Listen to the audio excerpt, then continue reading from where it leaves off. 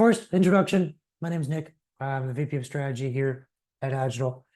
I've been here for 16 years, and I came on to first develop our initial core services, the channels that were all important, still are: SEO, Google Ads, Bing Ads, email conversion testing, Amazon, and helped develop kind of our tools and our proprietary approach, and built out the teams and did the hiring and the training and built up our client load into those services for the first 5, 6 years I was here. And then I went on to just continue this webinar series, talk to people who wanted to be clients of Agital and bring them on as clients. And I learned a way to analyze, without knowing too much about a business, analyze the space. And those analysis tools and a cacophony of challenges brought us to a new place about 2 years ago, where we said we need to have some framework to all of this, I'll say madness. Madness, I'll quantify that.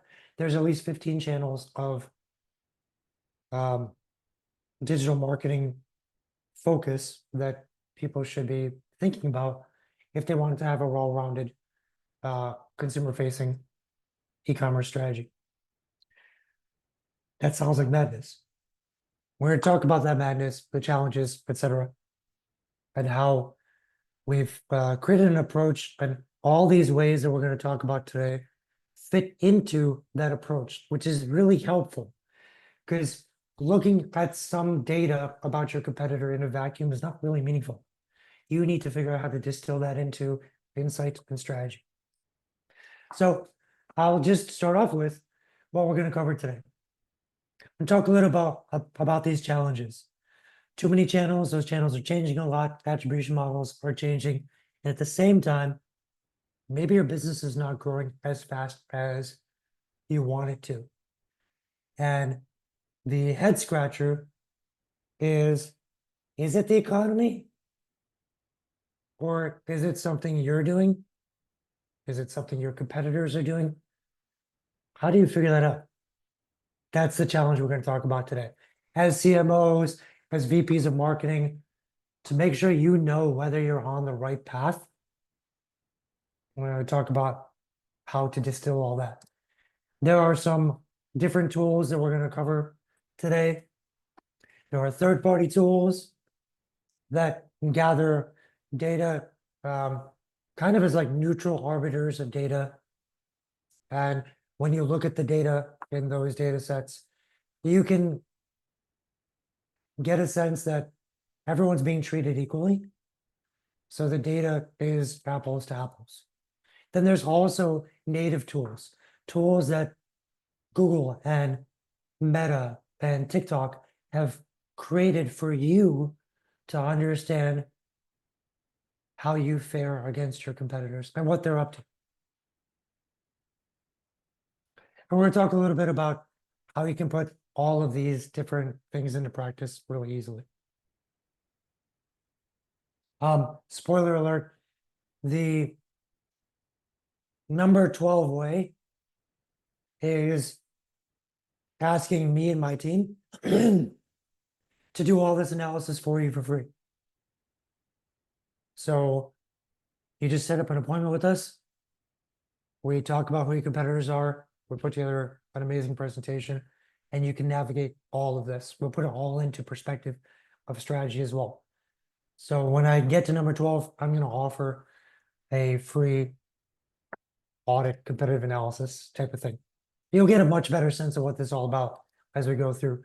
But I like to think about the challenges in macro levels. So let me just share how I think you've ended up where you are today with head scratching moments. First, from the mid-90s, we were born as exclusive concepts, and now we're Agital. We were formed in 1997, the first e-commerce agency.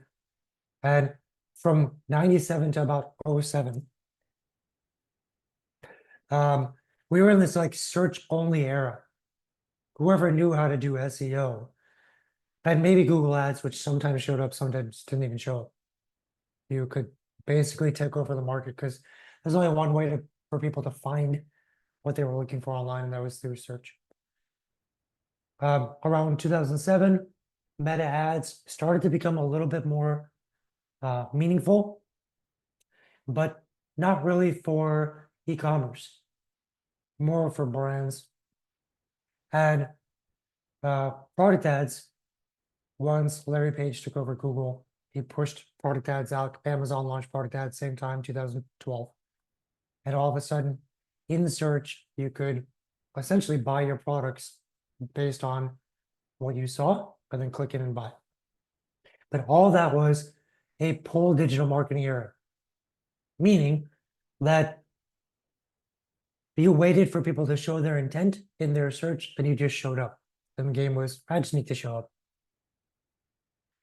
And then around 2015, all of a sudden, these resellers that dominated e-commerce, who they represented as resellers, all their brands started to push their own dollars up into the market and move the resellers aside.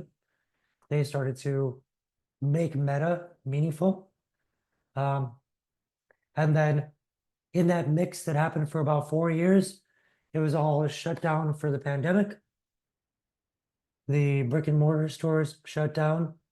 Amazon froze out a lot of categories, and people started buying online for real on online stores in a way that they never did before, especially not for DDs.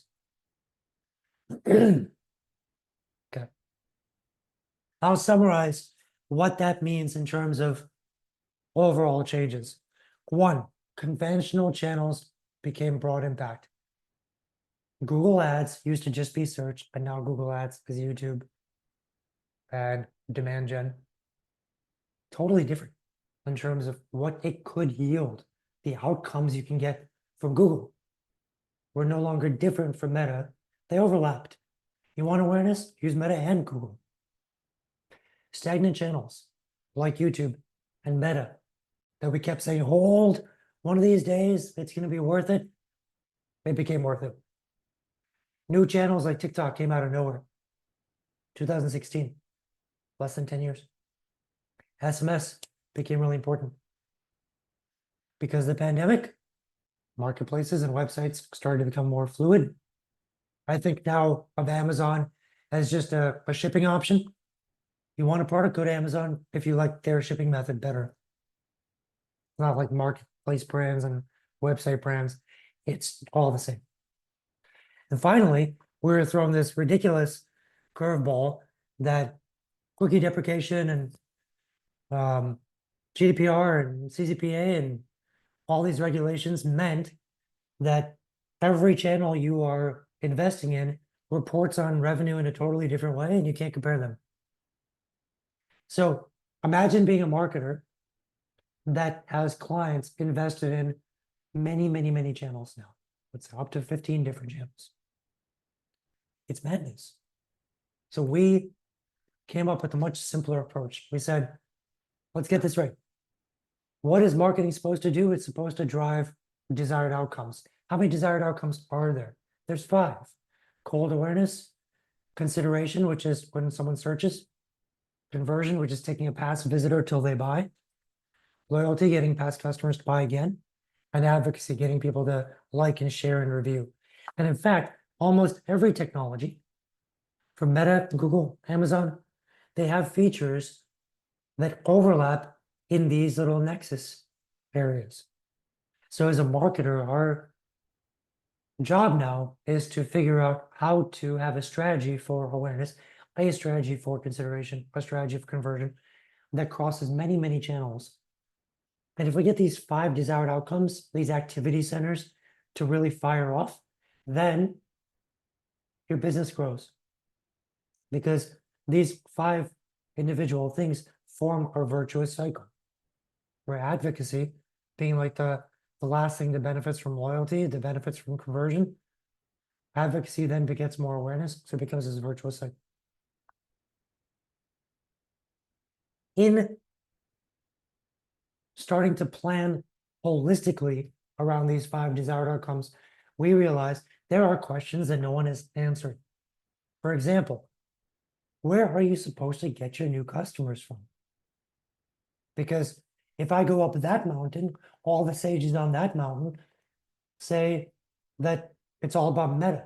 And I go up that mountain and all the sages on that mountain say it's about Google Ads. Who's right? Maybe it's different for every brand. Maybe advice is not equally taken just because it's equally imparted. So we developed a rubric that allows us to figure out, is the business that I'm in more focused on a pattern where customers search, they believe there's a value to searching in the category. And if I just show up and I show my images, my videos, my UGC, I could win a sale. There's this demand that exists. I just need to go there and capture the demand. That's a search-based journey. Part of what we're going to do today is help you figure out whether you're in a search-based journey and whether certain channels mean more to your business than the other channels. Because if you're in a brand-based journey, then you're supposed to develop your own demand. What that looks like at a high level is that when you compare your Google Trends search, this is one of the ways that we'll talk about your Google Trends search. If demand almost neatly flows together, you're in a search-based journey. Why? Because that means no, you and your competitors are not generating demand. Demand is the undercurrent that you are following. If you compare a 5-year trend of you and your competitors, and you all have wonky demand curves, then everyone is responsible for building their own demand. You're a brand-based journey. If you look at all the keywords in your market, across all the competitors, and there's tons of overlap, and you see like equiangular patterns, then it's a search-based journey. You and your competitors are all clamoring for the same keywords. If your keywords are vastly different, that's a brand-based journey. So we will get to that. If you are a brand-based journey, that then tells you the rest is going to be easy. Your brand-based journey. Your goals are net new customers. We want to keep marketing efficiency ratio pretty solid. You probably have customer lifetime value. Let's bump that up. The channels you go into are going to be more social, more awareness-based. The ad types are going to be focused on awareness. The strategies are going to be focused on audiences, not keywords. The messaging is going to be about triggering behavior. For a search-based journey, you have an entirely separate set of goals, channels, ad types, strategies, and messaging. So that one identifying qualifier that tells you which part of e-commerce you're in, which will show you how to do that, it determines everything. And your job becomes much, much easier if you understand the journey type that you're in. And it helps us too. When we have clients and we figure out their brand-based versus search-based, then we can say in brand-based, awareness is the big blue ocean. How big is that blue ocean? How much can we grow? And what are our ways to grow? Maybe part of our ways to grow is increasing AOV, because as a brand-based journey, we're not side by side with other competitors. We define our own pricing. Let's build some margin health there. For a search-based journey, it might be a small space that we can narrowly grow in.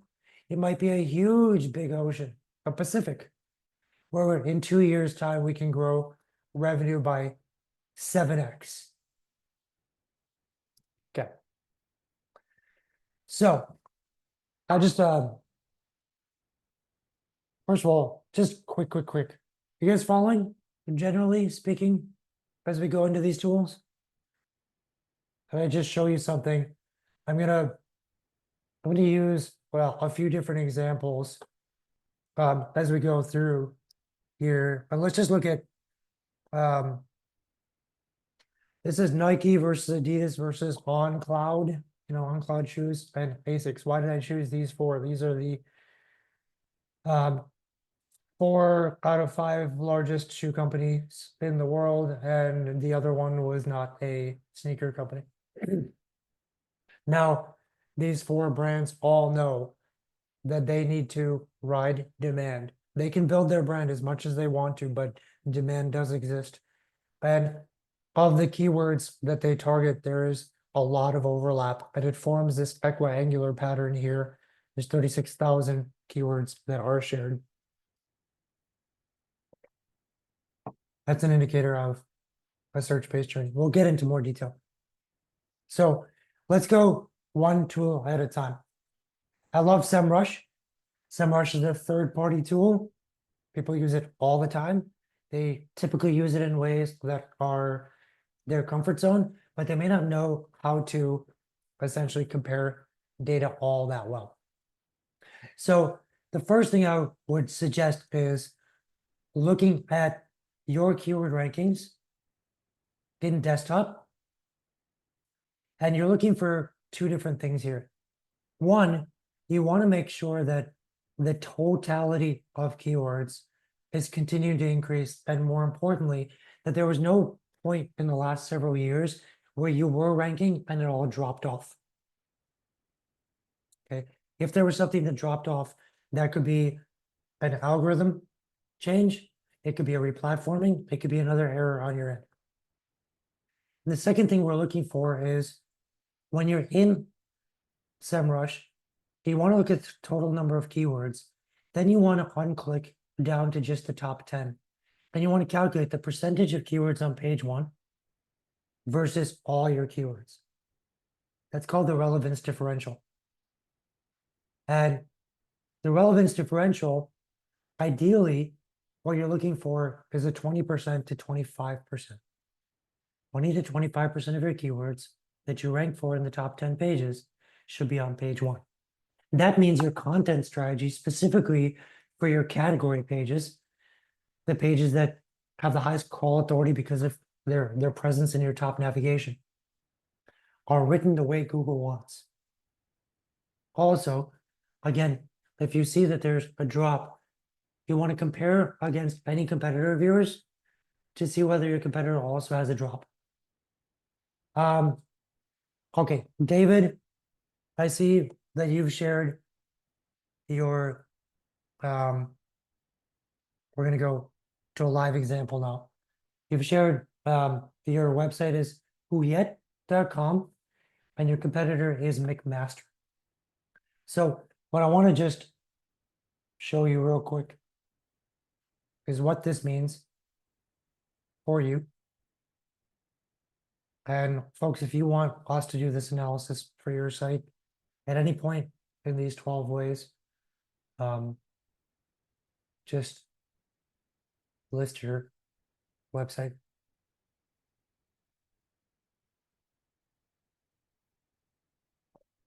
Okay. So David, it looks like things are on the rise, which is really, really great.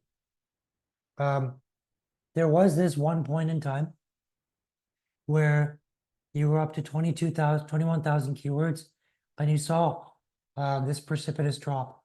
That drop took about 4 months, which means, from my perspective, that could have been a change in URL structure, faceted search, pagination, something that was not an immediate drop like a replatforming, but something that took Google crawling through the website slowly to recognize the issue. So that might be something worth looking at. You definitely crawled out of that over time, but did you actually fix that issue, or did you make up for it in different ways? Is basically what we're looking at here. Now, we also know that you have 30,000 keywords that you rank for, and we want to see what percentage of those are on page 1. So you have 4,600 keywords on page 1, 4,600 out of, let's just say 5,000 out of 30,000. This is 16%, was 30,000, right? So you want, ideally, to look at your SEO now, and you can say, the value of doing SEO content for my top category pages would yield 3 to 8% more keywords on page one, which is upwards of 50% more keywords on page one. And whatever your current value of SEO is for your non-branded keywords, that is roughly how much you could potentially be looking at with an SEO investment. Also worth noting that there was a little bit of a drop in page one from 6,000 down to 4,600. It's roughly 25% drop. That might be something worth looking in, especially because it happened kind of in a month over month period here from July. Okay. Oh, a lot of people just added. Oh, it's a replatform. Okay, great. Yeah. That makes perfect sense. I'm just gonna do one more here.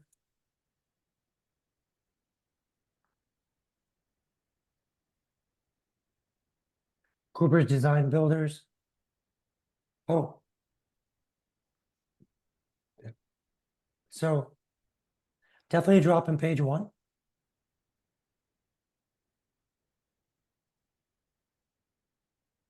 I would look for events in July 23, but possibly also the year earlier. It's weird that there is this seasonality. Seasonality doesn't usually impact rankings.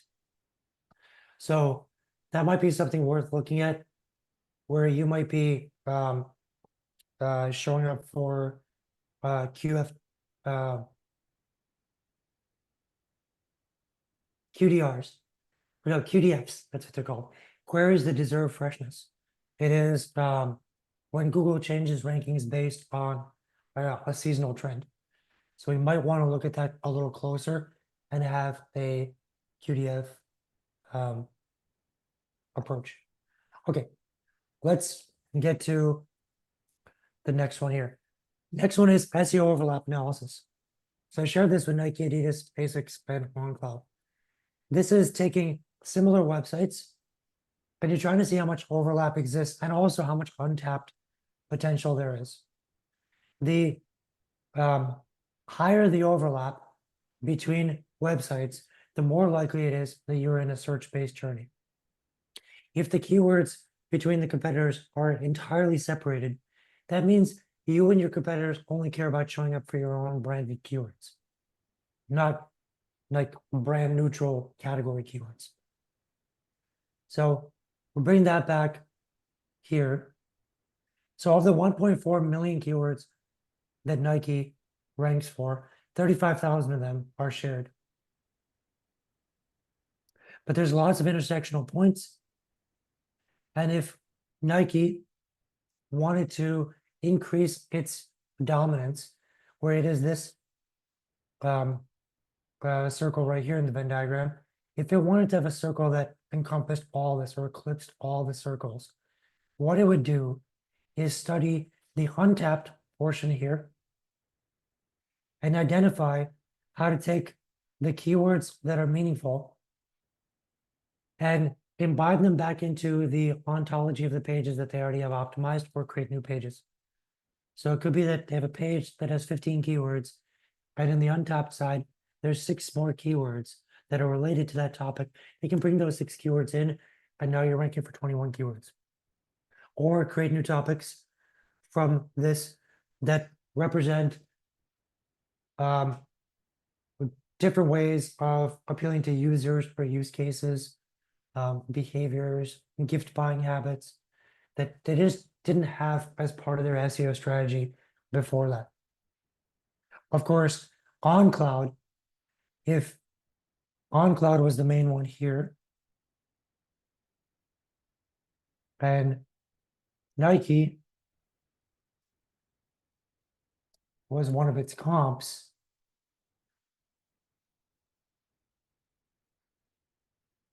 OnCloud will be looking at an untapped of 1.8 million, which is a pretty big chunk, 15x that of the whole number of keywords that they rank for right now. And OnCloud, out of their 133 thousand keywords. Again, 36,000 of those keywords are shared with these competitors.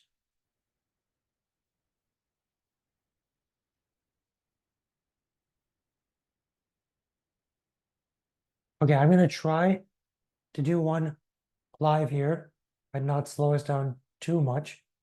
But we've got Macy sent over autogeek.net.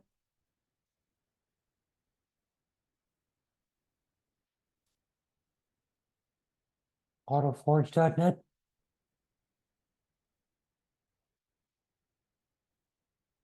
Chemical Guys, which let's just quickly check the domain name here. And Griot's Garage.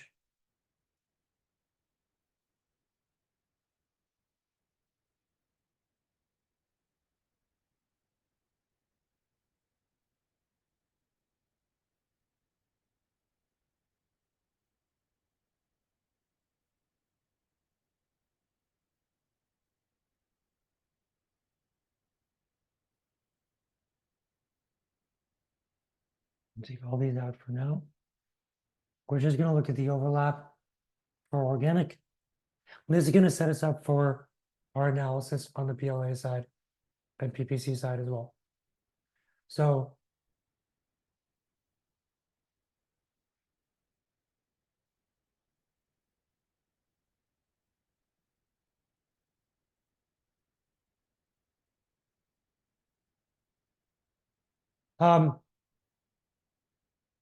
Macy, I'm going to just suggest that autoforge.net is not actually a competitor.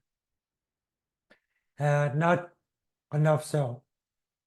And when you now reduce this to 3 overlapping, there's still an equiangular pattern of a triangle that appears with a high shared.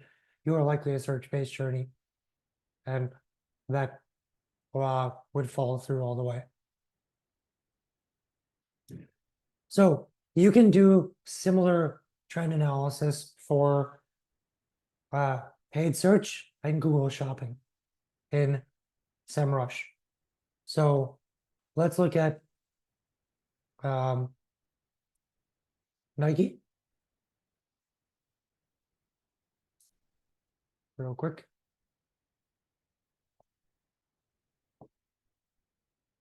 This is the number of keywords that Nike has been paying for in Google search. These are for text ads, not Google Shopping ads. See, something during the pandemic caused them to pull back from, let's say, an average peak of around 42,000 keywords to a much, much lower passive approach, which is focusing a lot on their own brand, probably to hit a return on ad spend goal, not realizing that the net new customers come from consideration. If you are wondering and you are following the same pattern of a pullback in search, what keywords you used to focus on, you just go back in time to that point and you can look at your ad copy for that point in time. Of course, with the number of tools I have running right now, it's going a little slow, but you can see what ads you're running for what keywords and do a nice comp. Again, you probably know this because you have access to your own Google Ads. This is why you run this on your competitor. You also want to look at brand versus non-brand keywords in that mix. What are your competitors focused on? The more they focus on brand, the more fiscally conservative they are.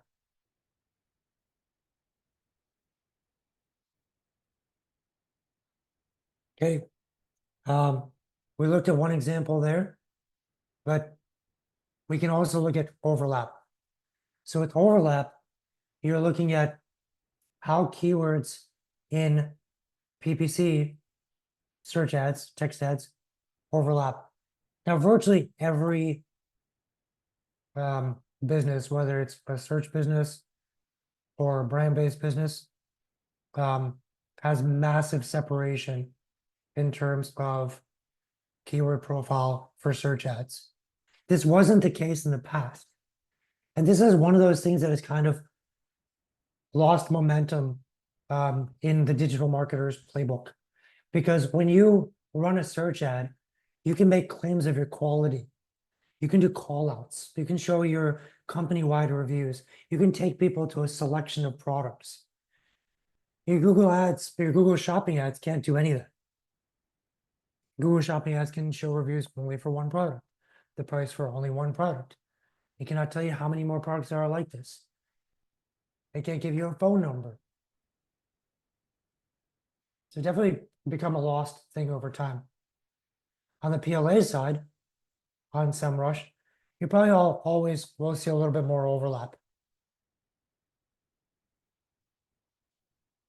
The fact that there's not a lot of overlap between Nike, Adidas, and OnCloud and ASICS means that one of these probably has room to really expand and conquer more of the ontology and the keywords from the other businesses. But if they're using Performance Max or not using shopping enough or not using qualifiers or their feed optimization the right way, they may not feel that they have the ability to choose their keywords in Google Shopping to the degree that they actually do have choice.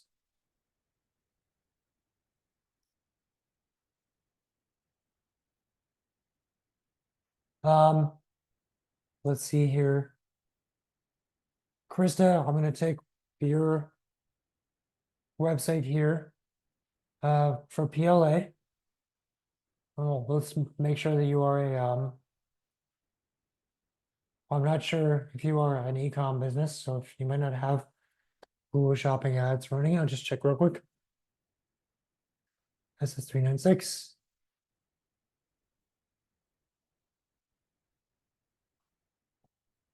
Oh, nice. Okay. And OPGI is your competitor.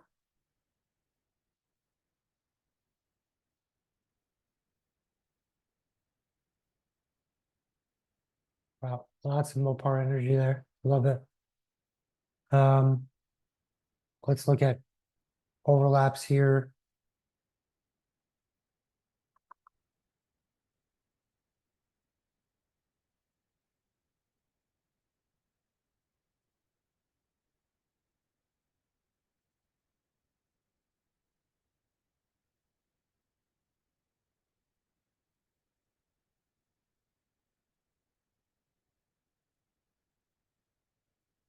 I'm curious how many people actually use SEMrush. Wow. Lots of overlap, more so than what we just saw from Nike, Adidas, OnCloud, and ASICS. Very much a search-based journey. Your game to be played is SEO, Google Ads, Google Shopping, potentially Pinterest, Amazon, YouTube. Yep. Around 22, let me show this as well. Let's go on the PLA side.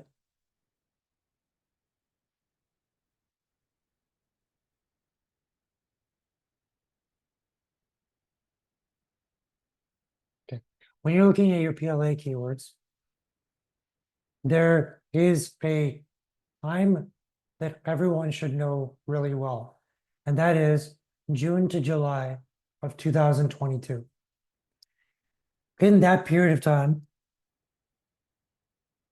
we switched, Google forced a switch from Smart Shopping to Performance Max. And most people just switched their account to create one campaign for Performance Max for all their products, which is what was advised by Google. And the number of keywords that they were showing up for in Google Shopping contracted dramatically. And people have been scrambling since to try to make it work. So Nike, that in August of 21 showed up for 83,000 keywords, is now showing up for 30,000 keywords in Google Shopping. Did they know this? Probably not. That data is too hidden inside the black box of Performance Max for them to recognize this. But If they did, they would want to expand out because in a search-based journey, the game is played by showing up when it matters. If you're showing up for 30,000 keywords now when you used to show up for 80,000, you're not on the shelf for 50,000 keywords worth of opportunities to sell. Now, if we look at SS 396, Krista putting in the spot again, hopefully if you don't mind. You saw a similar contraction in July of 22. Also saw a rebound. Your rebound has been sustained fairly well, though I would say there's a magnitude of drop between this period that looks like a suspended hammock to this period that seems like one side of the hammock is falling, and here where you've hit the ground. So there's something to look at in terms of your campaign structure, your feeds, where you can bring back keyword visibility. I might want to activate what's called a zombie skew script that checks every time Google has shown a product or a keyword, didn't get enough sales, so they stop showing you for those products and keywords permanently. You have to keep track of that and bring those keywords and products back in. This is a recommendation by Google that we worked with them on. Very impactful. You can also see how your competitors are doing in Facebook and Instagram. So you have to go to the Facebook account, not Instagram, and then go through the transparency center, and you can see the ads that your competitors have. What you're looking here is how many ads are they running? I would say anything between like 50 ads and 500 ads. They're definitely spending hundreds of thousands per month on Facebook and Instagram. You're looking for a mix of user-generated content and videos and images and promotions and dynamic ads. And you want to compare it against your brand as well. The more ads that are running by a competitor, the more it shows that they have taken advantage of segmentation opportunities. They're running promotions, testing different cocktails of ads together. So this is how you find this out. You go to the Facebook accounts of your competitors. Yeah, Nike, Adidas, OnCloud, Asics. And you just go to the About section, page transparency, see all results. Totally weird behavior. There we go. And then go to ad library. Let's just do this for all these. Compare real quick. Ah, come back.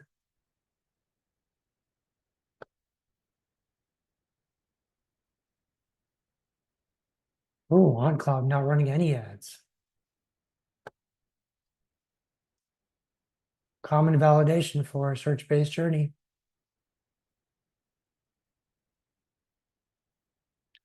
You have to ask yourself sometimes, why would a business that could survive just on search, spend so much money in brand awareness? But those businesses that do so, we call them alphas.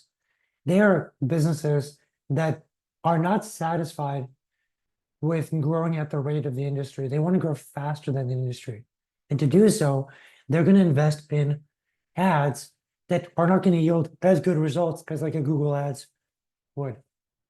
For a search-based journey, Google Ads kills it. If they also invest in Meta, they're taking a hit on efficiency for growth. For a brand-based journey, Meta crushes it. So investing in Google Ads is kind of hedging down your efficiency to maximize growth. So Asics, you can see the ads that are running right now, 120 ads. By the way these ads are set up are not correct. Almost 80% of users of Facebook and Instagram only access through their phone, and all of these ads would truncate at the the end of the second line. So this entire punchline here would not even be visible for 4 out of 5 users of Meta.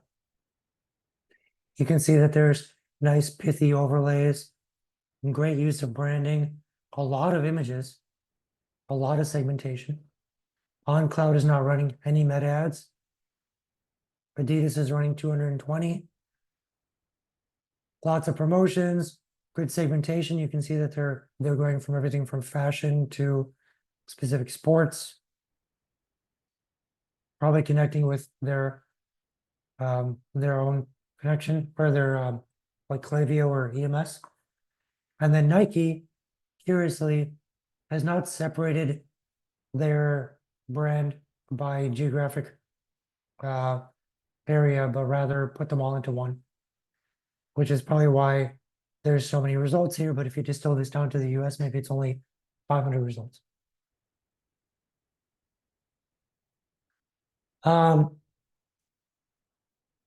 anyone curious, let's look at Cooper Design Builders. Or you know what? Folks, share if you want to share more of like your competitors lists in the chat, please do so. That'd be super helpful for me to show you a comp. Well, let's just look at chemical guys.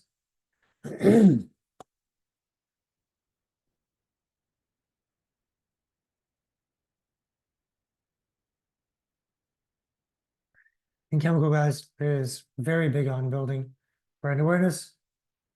A lot of that was ushered in by a colleague of ours, Chad Zani, did a great job with that. Young guys, 140 ads. Also mixing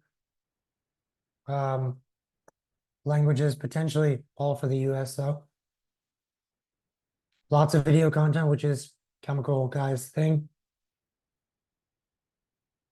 It'd be interesting to look a little deeper at ones like this where you can see the white background. This is most likely a dynamic ad using content from a Google shopping feed, which is why the white background exists.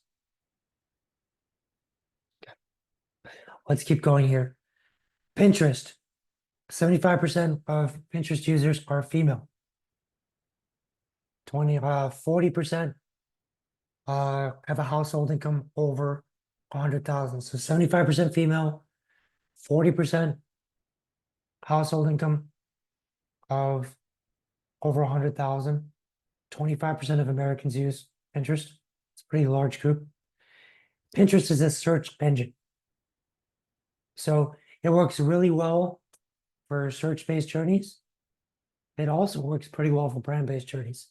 But the cool thing is you can see how effectively your competitors are using Pinterest just by logging into Pinterest, which you can log in with like your Google account, and then seeing how many monthly views everyone has. So take a look here. Nike, 10 million. Adidas, 10 million. The trend, it caps at 10 million. You can't see above 10 million. Basics, 10 million. On cloud, I really couldn't find anyone there. Craig just shared fiberglass.com.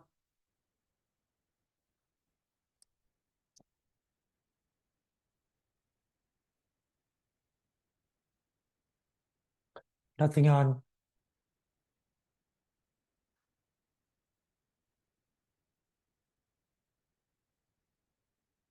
Run Style Co. Already 1.3 million monthly views. If you're not advertising, absolutely would suggest bringing in Pinterest for you. That would be huge for you. Craig, just in the conversation here, you've shared easycomposites.co.uk. I'm assuming you're in the UK. if you are 20% of the population in the UK uses Pinterest, not 25%, but it's 71% is female versus 75%. And the growth year over year of Pinterest users in the UK was one of the highest I've seen. It's almost 2x what it was last year. So that's an area that you definitely want to think about. I know I'm just using random examples here, folks. If you ask for an audit, I can stay focused on yours for our next steps. So next I want to look at YouTube ads. There's an ads transparency tool built in to Google where you can see all the ads that are running. You can change the time period of when those ads ran, whether you just want to look at video, etc. So oh yeah, I'm glad I wrote these tips down. If an ad looks like it was like a video ad looks like a PowerPoint slide, it's probably created by Performance Max and not actually uploaded as an actual video. So let's take a look here. So this is Nike. These are their videos from any time. Let's do this over last 30 days.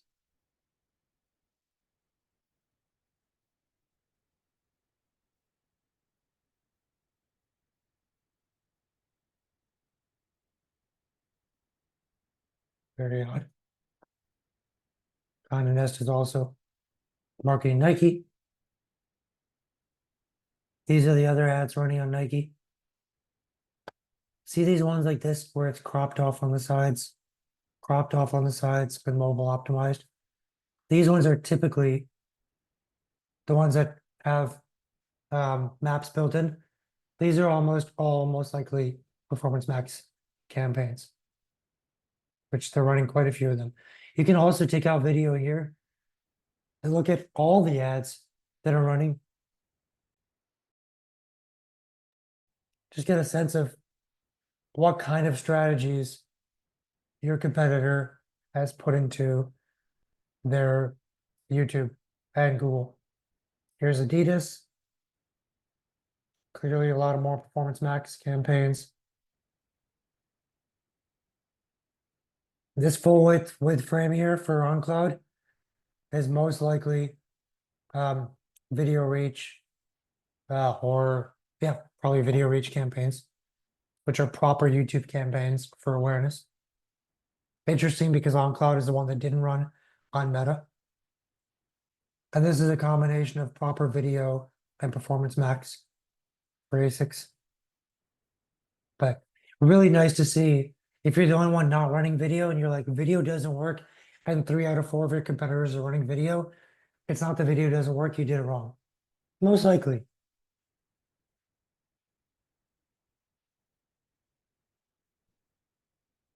TikTok ads. I don't love the TikTok ads tool.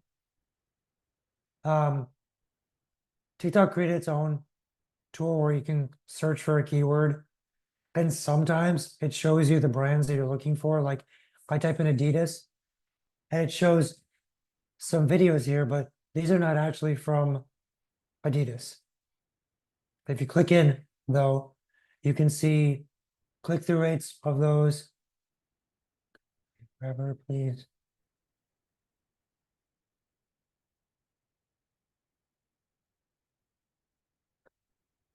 Symphony. There we click-through rates. And this is how deep into the video does someone click. It gives you ideas of like prompts during creative that get people engaged. You get the clicks, points, when do people actually decide to convert, how much they have to watch. If the budget is high and they're not in like the top 5%, it's not a great fit in my opinion for TikTok. Medium and top 19, I'd say that's okay. But this is a good way for you to gauge how strong of affinity there are. I also like to go in and just check how many followers? Nike's got 6.7 million. Adidas is leading with 8.5. OnCloud is falling way behind with 140,000. And ASICS is, for the size of its business, not even trying. We manage 14 of the top 20 TikTok shops. Love to get deep into TikTok. It's a great place to diversify where there's a lot of growth. Cost per clicks are lower. So if you're overwhelmed by cost per clicks on Google Ads by the saturated channels, but you want to just diversify, you might see a lot of economy there from switching to TikTok. Okay. Next thing I want to show is email. Love this tool. This is called Mild.com. On Mild, you just search, and now you can see all the emails that a competitor is sending. You've always got to check.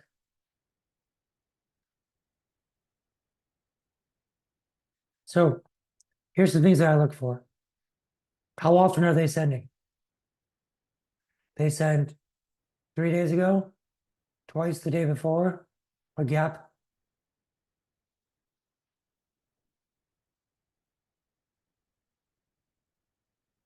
September 6th, multiple times.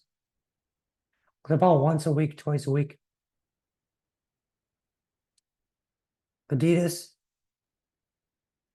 about twice a week, 16, 17, 23, 24.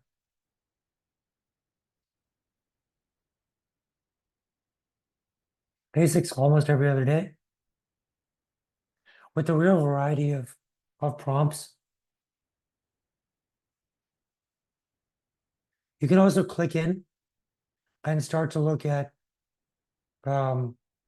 whether there's dynamic sections here or not. In this case, no.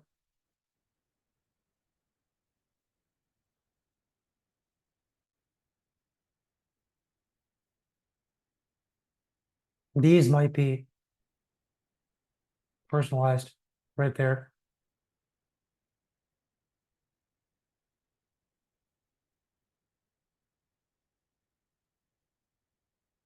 And this is just, I think, maybe poorly cropped images that are stretching vertically that were not intended to do so.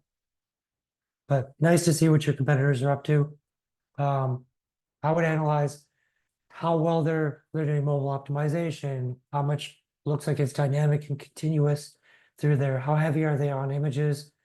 The more heavy they are on images, likely lower inbox rates. Study the subject lines for ideation.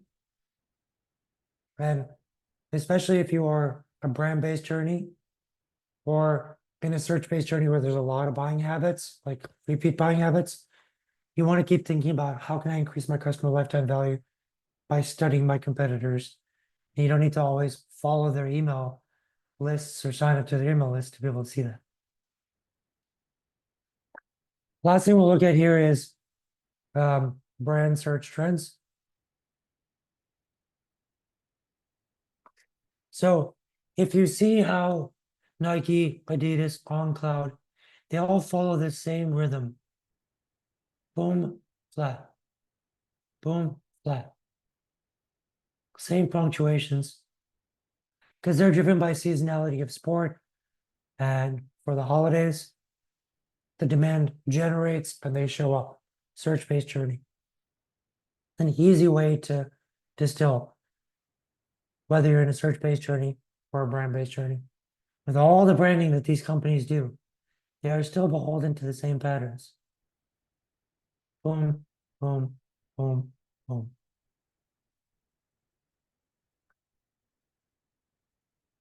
Now, typically what we see is that in a search-based journey, whoever is at the highest brand search, and then the second and the third and fourth.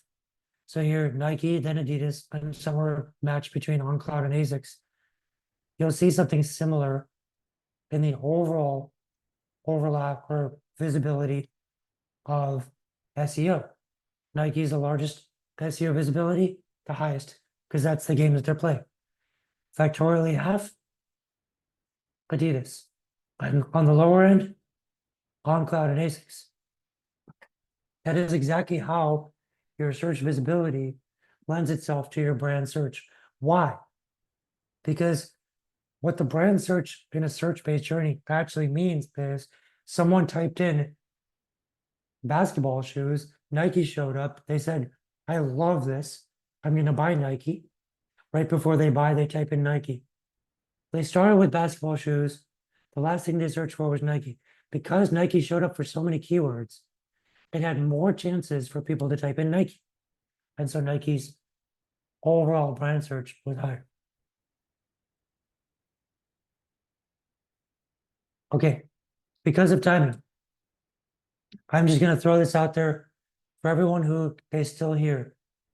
If anyone wants me to work with my strategy team to analyze who are your competitors, what are they up to, show you screenshots and diagnostics of all this, make recommendations for how that impacts your business, your strategy, come up with solutions, proposals that will most likely be less than what your current agency is charging you, but guided by real strategy. We're going to do this entire multi-point check plus more and put it all into an actual plan.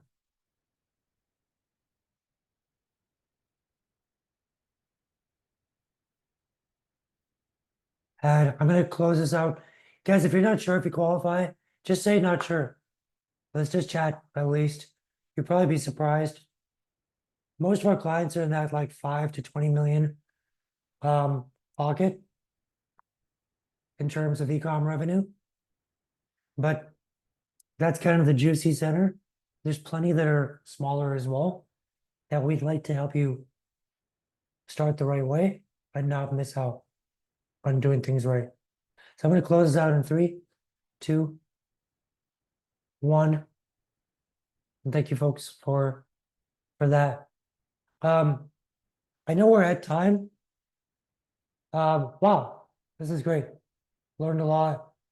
So appreciative. This was helpful. Great work. Interesting. Thank you guys. Yeah, I'm really grateful that this was helpful. Looking forward to connecting with many of you after. Hopefully we answered some of your questions or piqued your curiosity. Let me just check the Q&A if there's any questions in there. Is SEMrush free? No, it's not. There's some free functions in it though, I believe. But again, if you're reaching out to us, we can run these for you. But great. We're at time. Thank you folks for sticking with us on this. Hopefully it's helpful. Hopefully you got some good ideas. And we'll see you in 2 weeks. Thanks, everyone.